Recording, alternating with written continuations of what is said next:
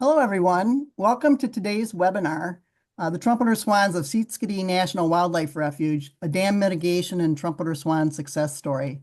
I'm Margaret Smith, the Executive Director of the Trumpeter Swan Society, and I want to welcome everyone. Some of you have never been to our webinars, and some of you are regulars, so welcome to everybody. We're just so pleased to have you here and to learn about this wonderful refuge. Just a couple of housekeeping details. Today's webinar is being recorded. You as a participant, you're muted and your video is turned off. And please put your questions in the Q&A box at the bottom of the screen. We don't answer the raised hands. If you put your questions in the Q&A box, that's absolutely the best thing. And at the end of the webinar, as your browser is closing out, there's going to be a very short survey where I want to know if you learned anything new and exciting or interesting. And then in 2 days after today, you will receive a link to the recording through Zoom. So before we get started, I just wanted, first of all, to let you know we have some people from our board of directors, Trumpeter Swan Society boards. There's Jim Hawkins from the Yukon, Lisa LaFranco-Schoik from, I think, Pennsylvania, Tiffany Mayo, who came to the zoo webinar. She's our zoo person working with zoos for our Oregon Restoration Project, and Jeff Nelson, who's the president of the Trumpeter Swan Society. So Jeff, do you want to say just a little bit about what the Trumpeter Swan Society does? Sure. Thanks, Margaret.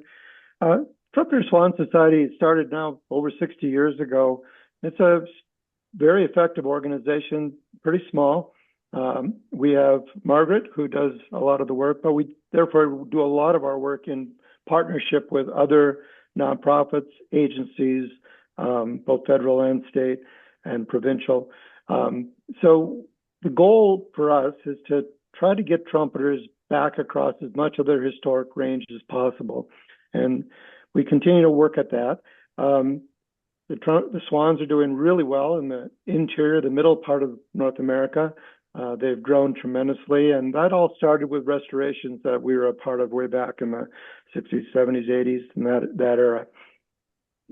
Other populations in the Rocky Mountain area, which we're going to hear about today, are also recovering, but they aren't as strong as some of the populations further to the east at this point. So in addition to doing restorations and getting involved with that sort of thing, we've funded research, we funded some habitat projects. We've also sometimes get involved with sign-on letters to push certain policies that will help the swans. And we also have Trumpeter Watch. In addition to that, we have webinars like we have today, part of our education program, hoping to get more people interested in swan recovery and get them involved with sighting swans, funding efforts it takes to get these swans back, and just to get people more interested in Trumpeter Swan and the success story they really are. So with that, I'm really happy that you took time to join us. This is a really important talk today about a refuge that's critical to the swans in the Rocky Mountain area of the United States. So with that, I'll turn it back to Margaret. Okay, great. Thank you, Jeff. Just so y'all know, national wildlife refuges are extremely important to trumpeter swans. More than 70 refuges across the USA are habitat for trumpeter swans during some part of the year. Our last webinar we had was on Lost Bluffs, which is in Missouri. And I want to be able to introduce you to some of these fantastic national wildlife refuges, which are hidden gems across the country. And there's also some in Canada as well that provide this wonderful habitat, an essential habitat for trumpeter swans and many more species of wildlife.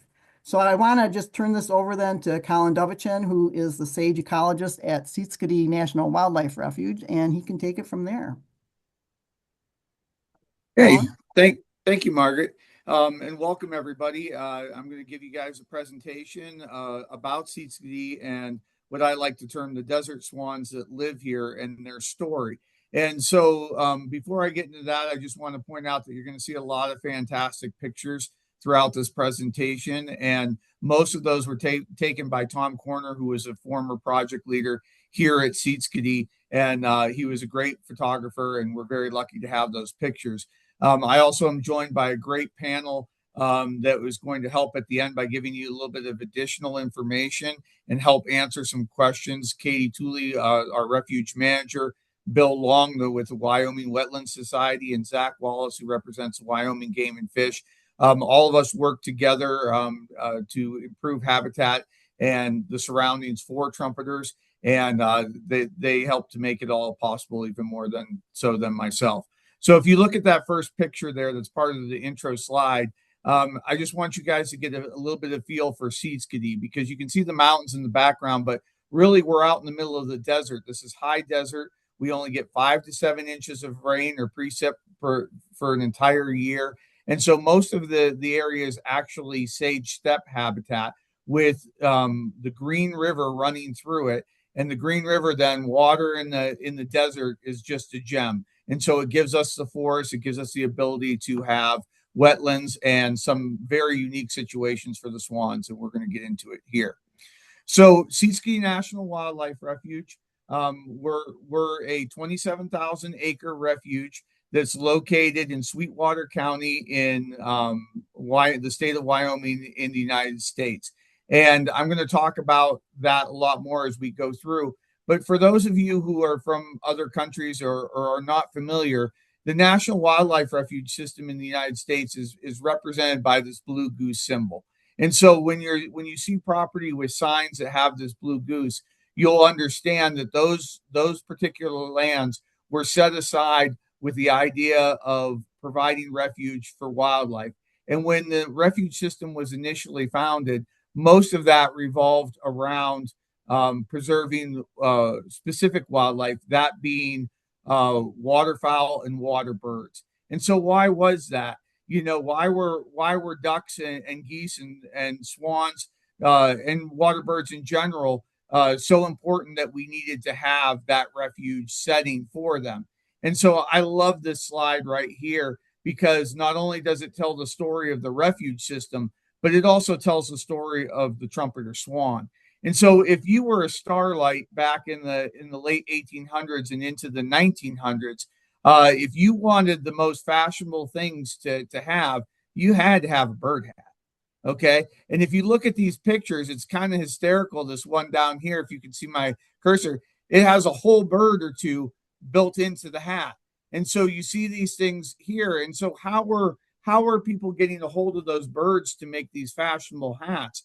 And so you had people going out and killing birds in their nesting locales, and you had market hunters that were going out. So not only were birds like swans being hunted excessively for their meat and market value as a meat bird, but then you compounded that with feathers being worth an absolute fortune, and white feathers in particular were the biggest thing at that time.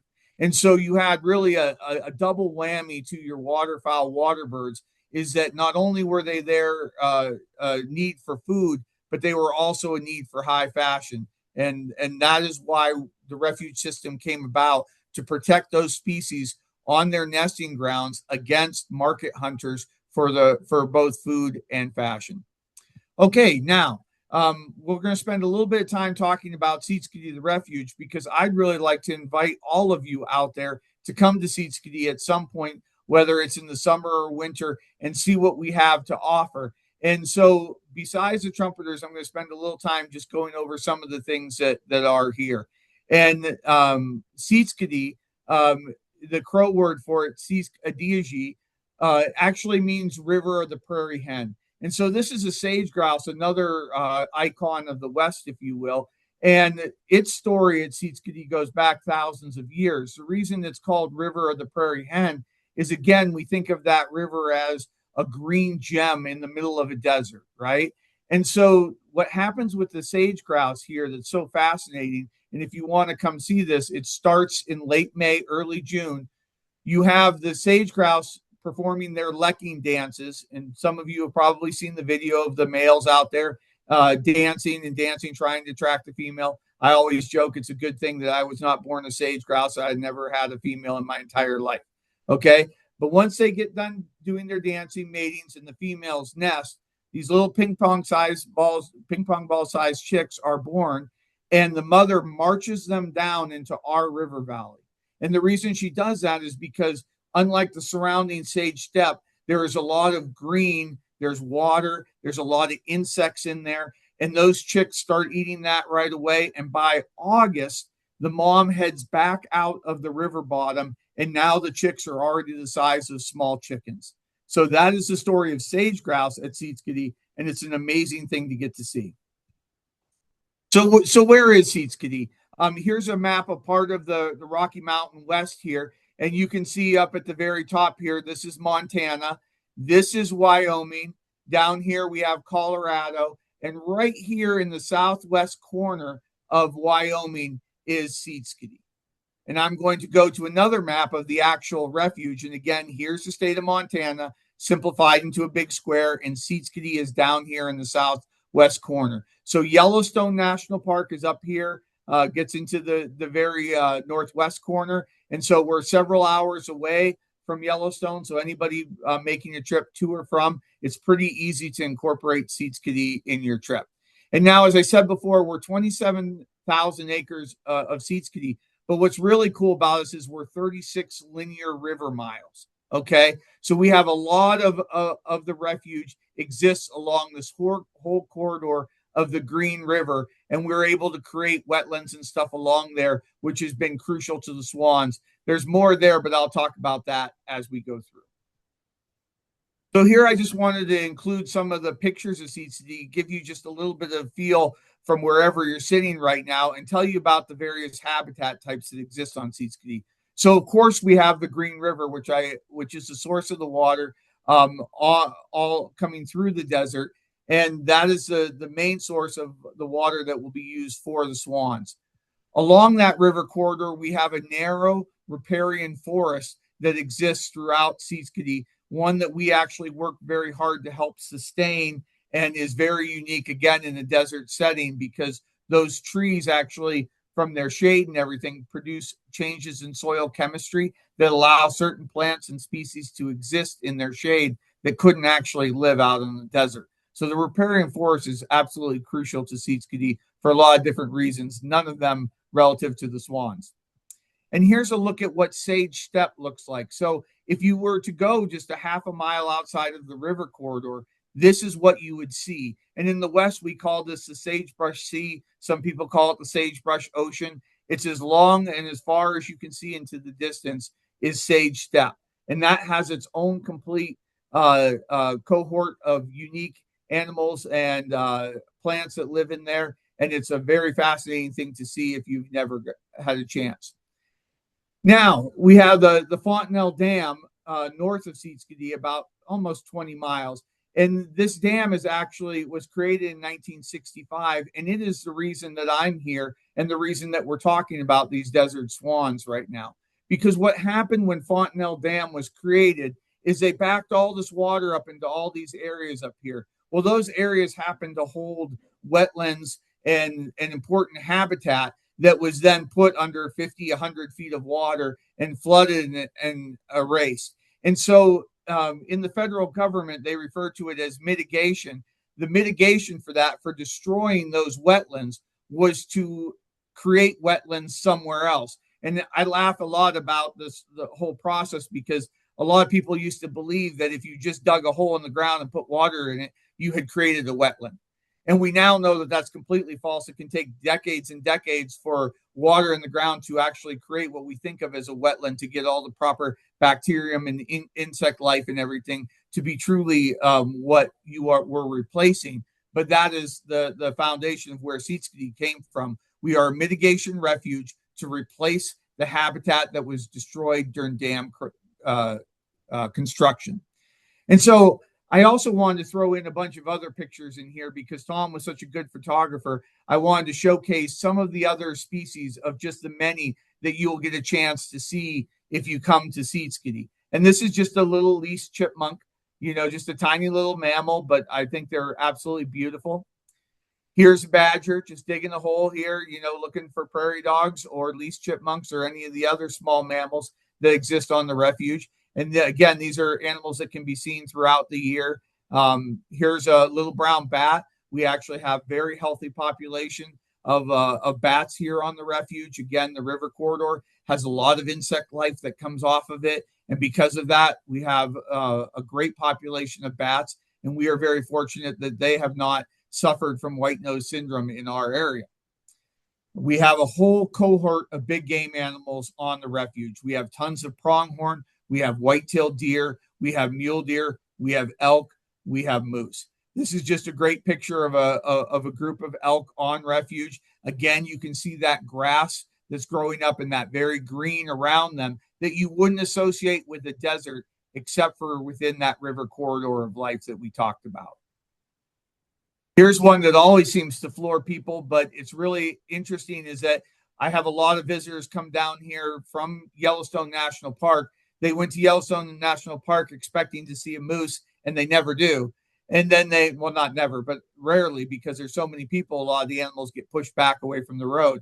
Then they come down to Seedskadee and see moose standing out in the desert at the edge of our refuge or on our refuge, and people are blown away. But moose actually are doing very well in the desert habitats now, in part because the brainworm that has been so devastating to moose populations all across the country does not successfully live and transfer in very dry, deserty climates. So we see very healthy moose populations on the refuge. You have a real good chance of seeing them when you come here.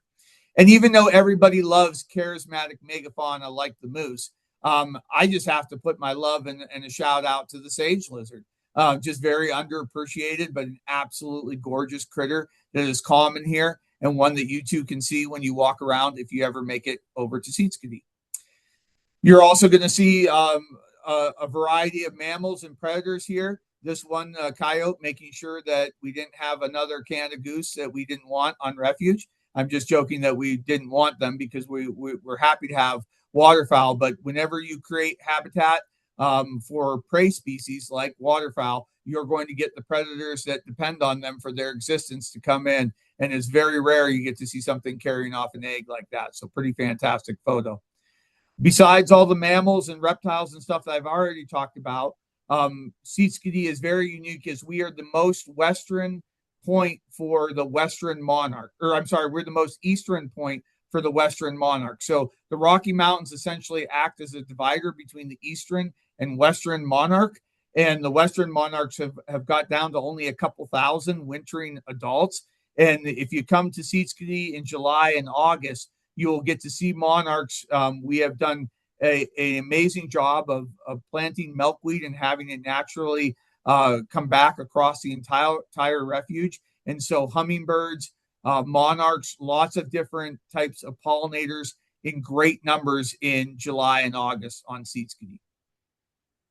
Now, the number one thing that people do come to Seedskadee for is actually none of those things that I just described. People are happy to come look at critters, and that's what I care about. But our number one visitation here is people wanting to float the river, both for sightseeing and also for fishing. And so that's a big push, is for people to go and see the river, float it, catch a fish in it, and they happen to enjoy the wildlife as they're about it.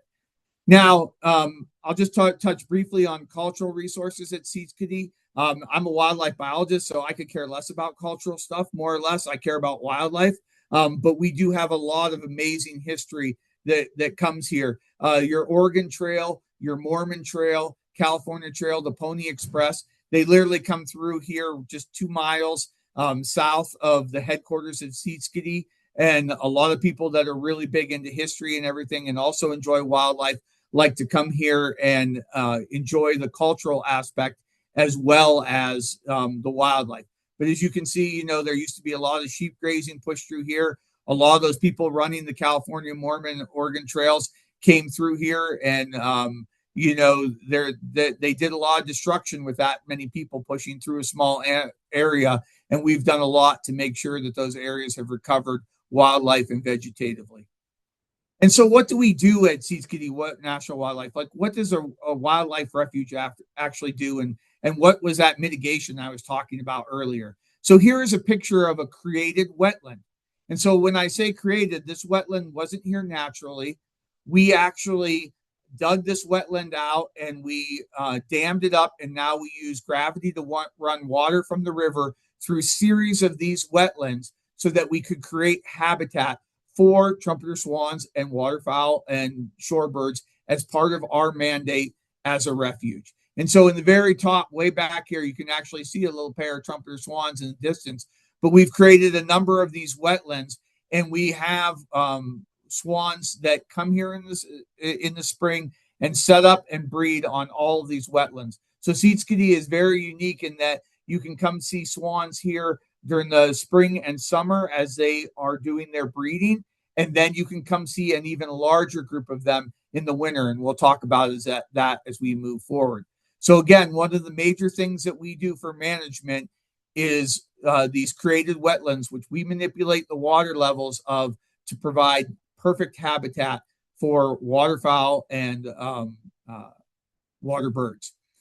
One of the other things that we do on Seedskadee is we work to replace and repair the riparian forest. A lot of our cottonwood trees, like the big one you see in the background, they're actually from the 1880s after the last big push of migrants came through this area.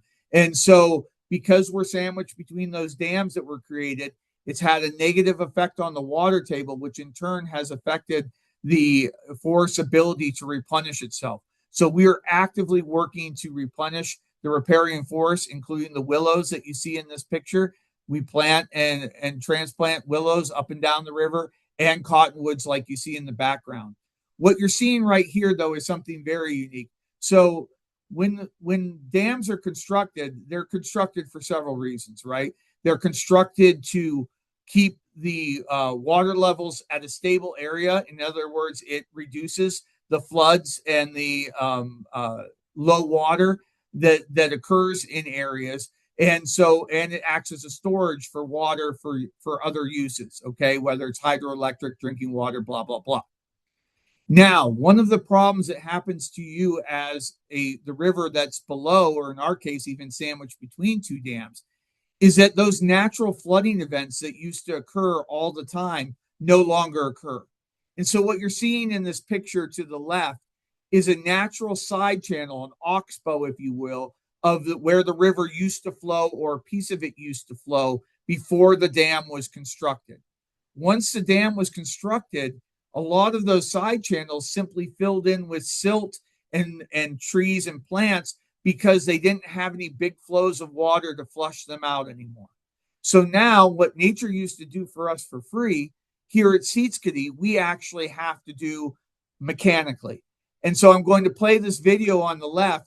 You're going to see a picture of how this side channel is all filled in. It's even got a beaver dam. You can see how there's heavy equipment tracks down here. There's a little water there because of the heavy equipment that we've already run through, okay? Now, we come in with laser rangefinders to figure out elevation. We come in with the heavy equipment, we dig it out, and now we let that water flow back through that channel that it hasn't flowed through for 70 years or more. And what you're seeing there in the water are fish, are salmon coming up and spawning along those fresh gravel beds. So not only are we producing that natural effect of the river braiding out, getting more water to those trees and vegetation that are off to the side of the main channel, but we're also creating great nursery water and spawning water for fish. And that in turn, you see that filamentous algae growing up there. Well, there'll be lots of elodea and all kinds of aquatic plants that our swans love that they'll be eating on in the winter. So projects like this that we work on here at the refuge go a long way to creating habitat for lots of different things.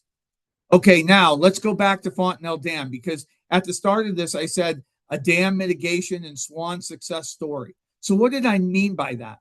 Well, there's actually multiple types of dams. And so Fontenelle Dam is what they call a low release dam, meaning the water comes out of the bottom of this giant reservoir. Okay, so instead of the water coming out of the top, it comes out of the bottom. Well, if you know anything about water, in the wintertime, water table actually turns upside down, and your warmest water is on the bottom of your lake, and your coldest water is on the top. So if you have a bottom release dam, what is happening is that warmest water that's in this refuge is coming out. And that's what we see happening at Fontenelle. So that water comes out between 50 and 55 degrees in the dead of winter. So even if it's 20 or 30 below at Seedskadee, the water coming out of that dam is still 50 some degrees, which means it cannot freeze up like water does in a top release dam. And so the portion of the river from the dam all the way down through Seedskadee to what we call the Highway 28 bridge remains open on most winters all the way down. Some winters it'll creep up, but the long and the short of it, there is always a period of time in the winter where water is open for waterfowl.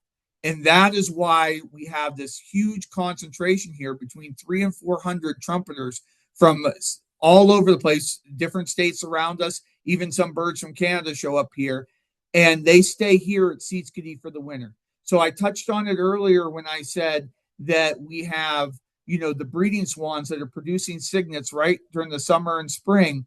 And then into the fall, those birds just simply transition to the river, and a lot of other birds come and join them. So it's a really amazing place to see waterfowl and especially swans in the dead of winter. And you just look at that area that's kept up. You can see the ice trying to creep in, gives you an idea how cold it is here. But there, your swans are just fine with access to food and doing great. So next, I just wanted to talk a little bit about swan identification. And I know you guys are all going to think I'm crazy because you're like, this is a Trumpeter Swan Society. We all know what a Trumpeter Swan is, or we wouldn't be on a Trumpeter Swan Society thing. But I'm going to show you why it's important. So we're all used to seeing this as a beautiful adult Trumpeter Swan. They should have those nice black legs. They should have this nice black bill, and they have that nice definitive red line along it. Now you're going to come to Seedskadee and you're going to get blown away because here are a couple of Trumpeter Swans. Now, I don't have to tell you that there's something wrong with these Trumpeter Swans in the sense that you are used to seeing or what we are used to seeing, because these are actually juvenile Trumpeter Swans, so they should be gray like this bird right here, but instead they're white and they have these crazy orange feet. And so what you're seeing is leucism. And leucism, as the definition tells you here, is a change in or a partial change in pigmentation of an animal. Okay. And the story of leucism at Seedskadee is actually quite fascinating because the introduction of Trumpeter Swans at Seedskadee did not happen naturally. We wanted to have swans reproducing here at Seedskadee, and back in the mid-90s, Bill Long will explain a little bit later how the Wetlands Society got involved with bringing trumpeters to Seedskadee. They actually went and got birds from another one of our refuges, Red Rock Lakes, that is in Montana, and they brought the birds down here to Seedskadee. One of those birds was a female with leucism, and she happened to be the only bird out of the first introductory birds that stayed around.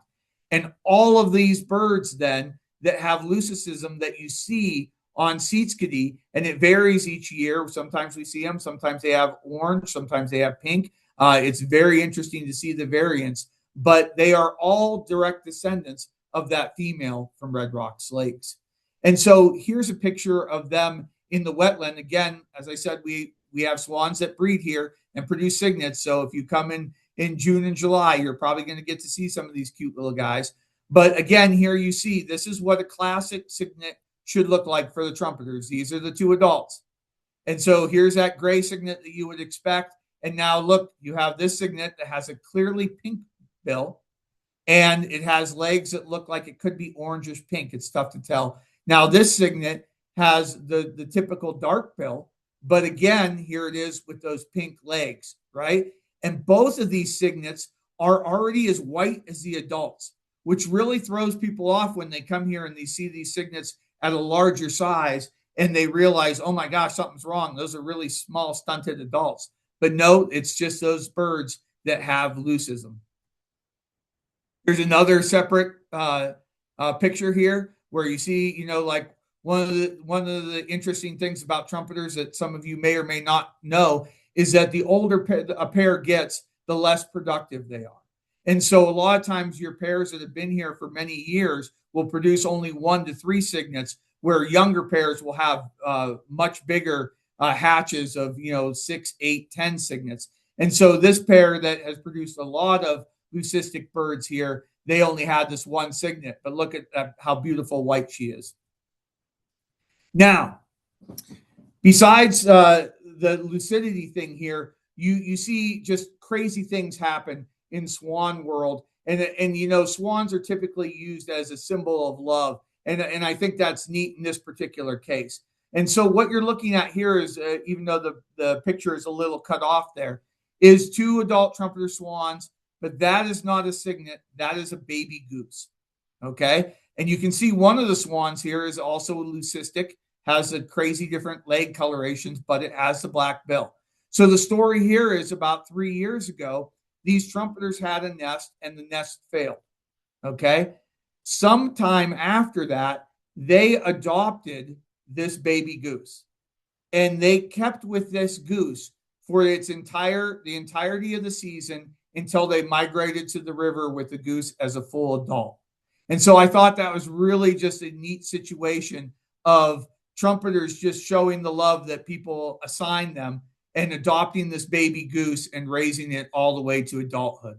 But again, you can see that crazy leucistic gene here displayed in this adult versus what is the classic trumpeter swan, and then the strange gosling child, love child. Okay, now I know a lot of you are familiar with the fact that in the United States, we banned lead shot in waterfowl hunting years ago. But as I touched on earlier, Seedskadee is a destination for fishing. And in that fishing, you have lead sinkers and lead split shot.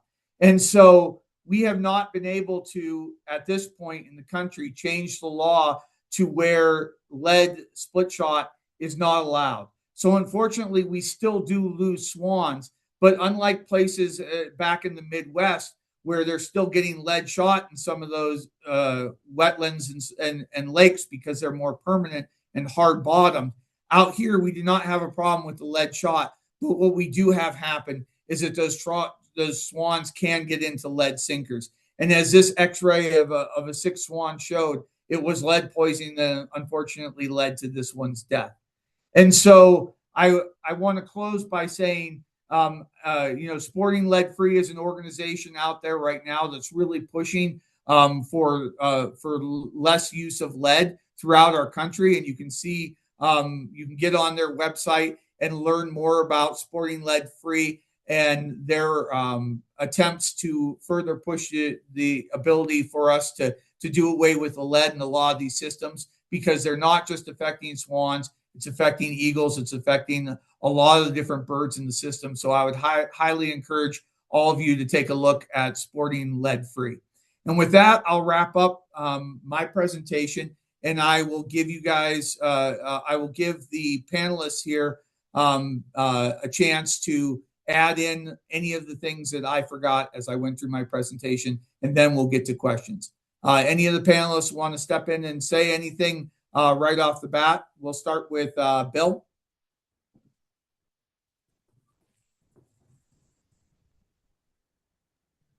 No, I think I just want to say that for anybody that wants to come visit, like I say, a desert system, Seedskadee is a jewel in Wyoming, and it's been a really important location for both summer nesting trumpeter swans, but also in the winter. So get a chance, come see it, and like I said, it's definitely a jewel. So. Katie or Zach, would you have anything that you would like to add? I could just build on what Bill mentioned, which is that Seedskadee is really an essential area for trumpeter swans in Wyoming. And, the nesting habitat, we have anywhere from 5 to 10 pairs, I think, that produce every year. I think we had 6 pairs, produced something like 18 cygnets last year. So really high quality nesting habitat, but most importantly, really the vast majority of the whole swan population in Western Wyoming winters at Seedskadee. So it's indispensable in that regard. And we really appreciate all the work done by Colin and Katie and all the other Fish and Wildlife Service personnel there and their collaboration with our agency. And I guess I could add a couple other things. Margaret asked me to talk a little bit about Game and Fish's Swan program. So I could just say briefly that we've been involved in habitat restoration and swan reintroductions and research and monitoring over the years.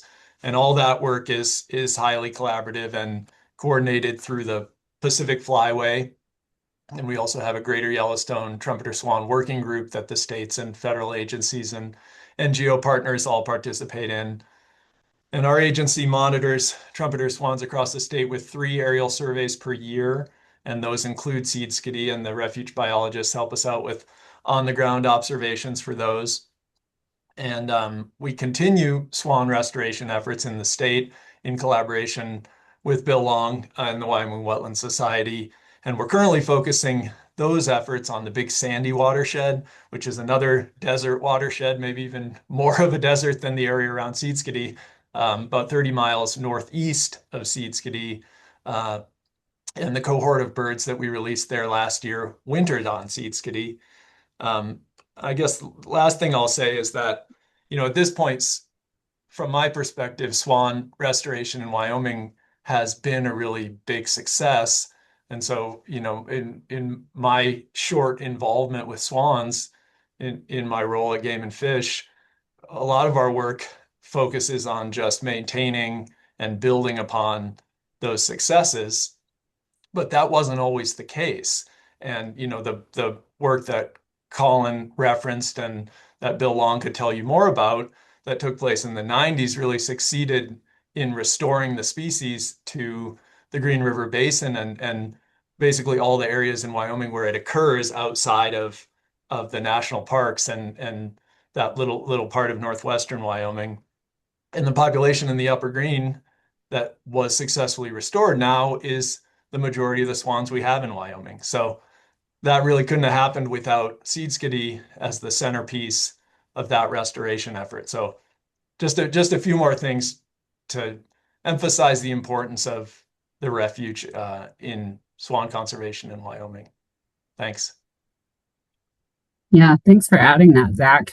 It really has been a great collaborative effort between the refuge, Wyoming Game and Fish, and the Wyoming Wetland Society too. I mean, it's a pretty neat story, like going back to, I think it was 1995, and I'm only speaking from what I've heard from everyone else. I think Bill knows the story firsthand, but, they started with the four swans that were released here. Only one stuck around, and then they brought down some swans from the Wyoming Wetland Society that were captive raised ones. And one of those mated with one of those individuals from Red Rock Lakes, and then from there the population grew. And I mean, it took some time. I think it was maybe only in like 2009 that the swans ended up growing to maybe 5 nesting pairs, and I think we've reached a point, a high where we've had around 19 cygnets that have been produced on the refuge in the last 10 years, which is a pretty neat thing. But I will say too, as far as just visiting, we've got the auto tour route, which is a pretty well-maintained gravel road, and there's some really the main nesting territories that can be seen fairly well off of the auto tour route.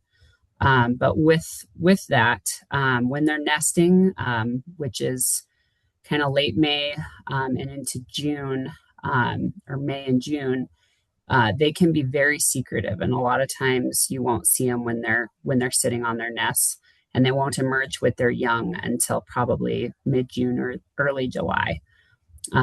So that can be kind of hit or miss. And then same thing in the winter. If you do come out in the winter, definitely call ahead, check the roads. A lot of times we don't maintain some of those secondary routes to be able to see the swans out on the river in the wintertime.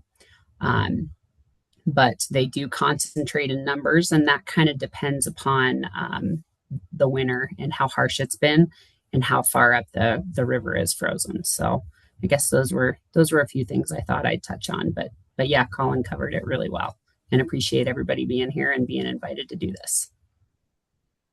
This is Margaret, and I have a question before we get started. And Bill, maybe you can answer that. So Katie and Zach both touched on this as well. Is there, like in 4 or 5 minutes, can you tell the story of the restoration there? Was it a 10-year effort, a 15-year effort, or, can you briefly just talk about how the swans actually got to be there? I think it'd be an interesting story. Sure. Wyoming Wildlife Society and Wyoming Game and Fish began this restoration project because most of the swans in Wyoming were essentially north of Jackson, essentially in the northwest corner of Wyoming. Prior to 1995, there was only one occasional pair nesting in the Green River Valley, which is the head of the Green River that eventually drains down to Seedskadee. 1995 through 2000, Wyoming Game and Fish and Wyoming Wetland Society introduced, I believe it was 83 trumpeter swans in the upper green. And at that point, Seedskadee did not have any swans. So, as was mentioned earlier, a cooperative project between Fish and Wildlife Service and Wyoming Game and Fish, they went and captured 6 molting yearling swans from Red Rocks Lake National Wildlife Refuge in Montana, brought them down and released them in Wyoming. All but one of those birds, and that leucistic bird that was mentioned earlier, was the only bird that stuck. Well, that bird was by itself for, essentially almost a year. Knowing that, we, Wyoming Wetland Society, had 4 flighted male swans, and we took them down and released them in the summer when they were flightless. And one of those males ended up pair bonding with that leucistic female. So the other 3 males disappeared, and there's more to that story. One of those males ended up all the way up in Lincoln, Montana, which started the Ovando Blackfoot Restoration Program. So, as I mentioned, Seedskadee is jewel. It's a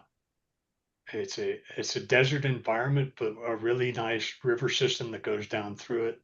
Cottonwood galleries. It's a neat place to visit. So, yeah, if I think I tried to explain that, but if there's any other questions, let me know. Yeah, that's great. Yeah, and that actually talks about the power of one, because that same thing happened out in Oregon as well when there were birds from Harriman State Park were transferred as, one of the birds stuck around and then eventually found a mate. And it's just, one individual, can make a difference. And I think that was great that you were able to share that story. So before we get to the questions, for the Trumpeter Swan Society folks that are here on the panel, is Marianne here, or who's going to be asking the questions? She's not here, so it's Jim Hawkins. I can filter the questions or ask the questions. Sure. Well, why don't we go ahead with that, Jim, then? Thank you. Yeah, so we have a number of questions. So here's a question from John. Are you having any issues with soil salinity or increasing salinity from the dams? And here's another, and I'm not quite sure how to interpret this one, but are you mitigating the soil microbiome that facilitates wetland plants and riparian trees and shrubs? I'm not quite sure how to interpret that one, but. Okay. I'll go ahead and answer those, and then we'll move on to the next question. So I think the first part of that question from John was a question about the sediment with the dams.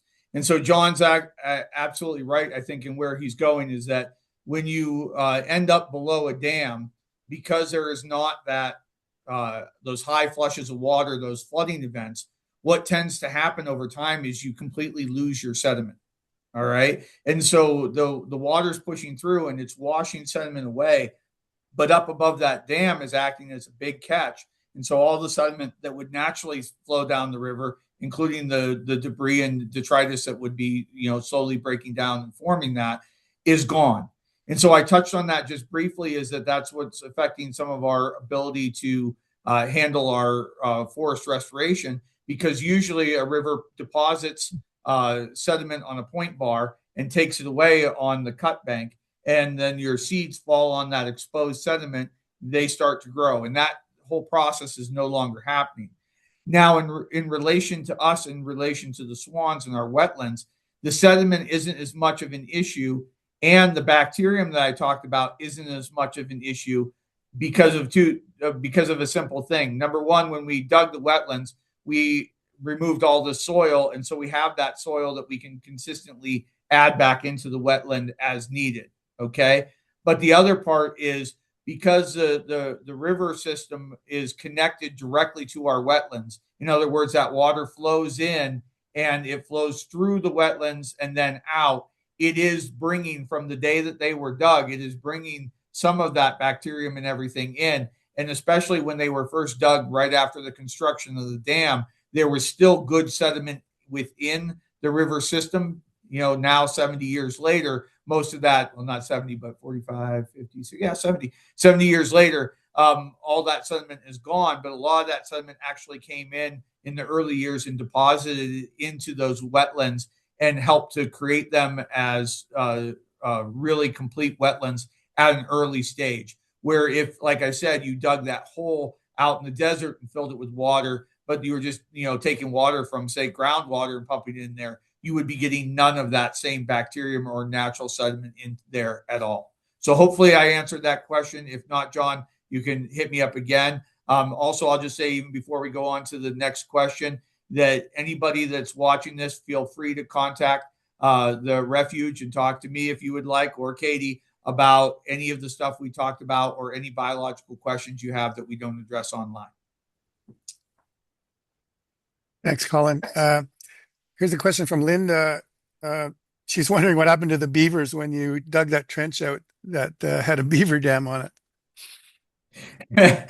Okay, well, I have what's called a love-hate relationship with the beavers here at Seedskadee, because not only do you have lots of problems with beavers when you create wetlands, because you have to, move that water through pipes and culverts and stuff like that to get it to different places, but you also have the beavers eating the trees that you are so desperately trying to replace. And as Katie will tell you, there's nothing more frustrating than spending days or weeks to plant a bunch of trees, get them to grow up a little bit, only to have the beavers come in and clean them out in a couple of nights.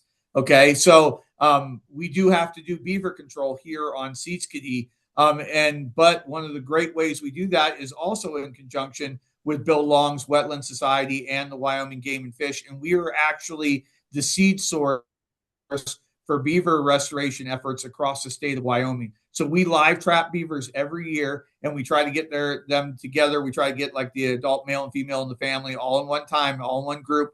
And then we transport those beavers to suitable habitat in other parts of the state where they have been extirpated in the past, either due to trapping or just they were just killed off, later on. So we are actually an important seed source for beavers for the state of Wyoming. And so we try to move and transplant as many wild beavers as we can. They are incredibly prolific and do very well. So I'm sure those beavers that you saw in that picture built a nice hut there, and then we caught them in live traps and moved them up to someplace new where they're hopefully making lots of beavers and helping with climate change. Next question. Great, thanks. Here's a question from Mike Anderson. So thanks for your work on a great presentation. With the widespread drought in the West, are you concerned about adequate water at the refuge? And have you ever experienced insufficient water for management purposes? So we're always worried about water. I mean, every day I get on and I look at the SNOTEL sites and I wring my hands like this back and forth at the various percentage and stuff. And that's because more or less I do a lot with sage steppe in the surrounding desert. And as I said, we are in the 5 to 7 inch water zone here. And so if we go a much less than that, we would actually become true desert when you start thinking of blowing sand dunes and stuff like that. We're not far from that. Okay. It's amazing if you look at the, what just a couple of inches water takes you from a grassland to a sage steppe to a desert.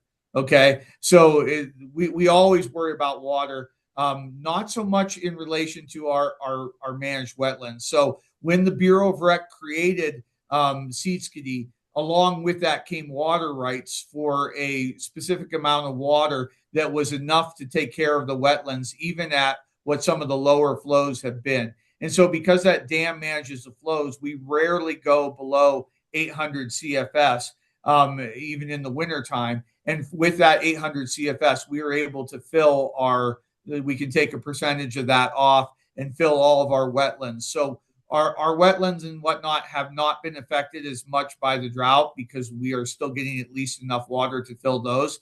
Everything else on our refuge has been affected drastically because of the drought. And I'm very worried about where things are going in the next 10 to 20 years, if not 3 to 5. So I hope that answered that. Yeah, that was good. So a couple of questions about, I guess, whether the refuge is kind of full as in terms of the number of breeding pairs it can support, and also the wintering population. Is it, for example, is the submerged aquatic vegetation holding up okay in the wintertime? And to further add to that, is that the only place, the only food those birds are getting? There's no fields for them to feed in nearby, I presume? No, there's no agricultural fields. The closest agricultural fields to us are almost 20 miles away. And those swans do not fly out and feed on agricultural fields here like they do in some other places. The river system is incredibly rich. It's very shallow compared to what you think of as potentially some deep rivers. And we have absolutely explosive aquatic vegetation growth.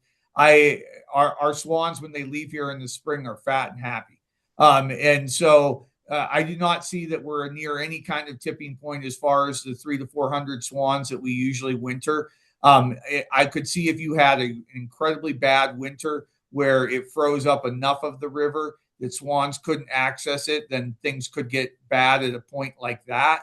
But, we had a bad winter a few years ago. But right now, our winters have been, if anything, almost too warm. So plenty of food for them during the winter. I don't see that as a something that's affecting carrying capacity for wintering swans. We do have a limited amount of wetlands, although we would like to create more. And swans, as you guys all know, are territorial. In fact, the mute swans and stuff that were introduced in like Wisconsin, Illinois were originally put there, to chase all the other birds off because they didn't want geese nesting there. And swans are really good at setting up their territory and being like, we're going to kick some butt if anybody else moves in here. And so, we can a lot of times only have one pair on a given wetland unless there's enough cattails in area where they can't see each other to fight. And so right now we're probably somewhere around 10 to 12 pairs is probably like what our capacity would be with what our wetlands are right now. But we are in the process of trying to create additional wetlands in the future. But that all depends on funding and a lot of things way higher than my pay grade. Thanks for that. There's a couple of questions about the leucistic swans. Is there anything negative about that trait? And somebody also had a question, somebody from Comox in British Columbia was wondering if they might see leucistic swans up there. So are you aware of other places where these are relatively common? I would have to defer that to Bill. I know that leucistics can happen almost anywhere, and trumpeters are really good at spreading out and pioneering different areas. And so I think there's always a chance. The other thing is you could have a leucistic swan that was born here, and then over winter, maybe she meets a nice fella from British Columbia, and they come up your way. So I would say there's always a possibility for that to happen. As far as the negative versus positive, the only negative that I've ever seen associated with leucism is that those individuals can sometimes have a target on them, both from predators and from people. If some of you here may be on the birding apps and do some of the birding, and once in a while somebody sees something crazy in an area, and then like literally everybody from the surrounding 4 states drives there to get their lifetime bird, and they just chase the bird around. And I have seen that with any type of oddity across any type of species, is that sometimes they can get loved to death. The other thing is that, if you're an eagle flying over and, a little bright white cygnet is going to stand out a lot more than a gray cygnet. And so there is that predatory response that can happen with albinos or leucism, that, you just stand out more, so there is a little bit negative with that, but I worry more about the getting loved to death part of that equation, although not that a very bad problem here at Seedskadee. This is Margaret. I just want to add something. Ontario has leucistic birds, and that's because they got some of their birds originally from the Rocky Mountain area. So the Rocky Mountains, in their genetics, that leucism is, one of those traits. It's not, common, but it's not super, super rare. And then I also got a Trumpeter Watch report, of leucistic swans in South Dakota. So it depends. I mean, if that Rocky Mountain genetic is in the population somewhere, that leucism does occur as well. Okay, I think that pretty much does it for the questions. There's a number of comments about what a great presentation it was, and it certainly was. So I'll turn it back over to you, Margaret. Okay, great. Well, thank you everyone for coming. It was fascinating. I learned an awful lot about Seedskadee that I didn't know before, and I'm sure you did too. And obviously, I'm going to put it on my bucket list. I want to thank all of our panelists as well. Colin, Katie, Bill, and Zach for making this a really special presentation. Thank you for coming. And as you're closing out your browser, there'll be a brief survey, and that's very important. I look at that, and then I share that as well. And you will receive a link to the recording in 2 days through Zoom. So thanks again for coming, and appreciate you being here, and we hope to see you again next time. So thank you.